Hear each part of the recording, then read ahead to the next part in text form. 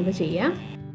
ഇത് നമുക്ക് ഇഷ്ടമുള്ള ഡ്രൈ ഫ്രൂട്ട്സ് ആഡ് ചെയ്യാം, ഇഷ്ടമുള്ള ഫ്രൂട്ട്സ് ആഡ് ചെയ്യാം. അതുകൊണ്ട് ഹെൽത്തിയാണ്, കുട്ടികൾക്കൊക്കെ നന്നായിട്ട് ഇഷ്ടപ്പെടുന്ന ഒരു റെസിപ്പിയാണ്. പാർട്ടികൾക്കോ അല്ലെങ്കിൽ ഗസ്റ്റൊക്കെ വരുമ്പോൾ ട്രൈ ചെയ്യാൻ പറ്റിയ നല്ല ടേസ്റ്റുള്ള ഒരു ഐറ്റമാണിത്. എല്ലാവരും ഉണ്ടാക്കി നോക്കണം.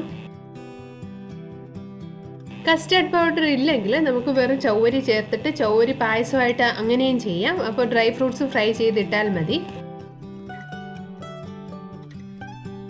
വീഡിയോ ഇഷ്ടപ്പെട്ടാൽ ഷെയർ ചെയ്യുക, ലൈക്ക് ചെയ്യുക.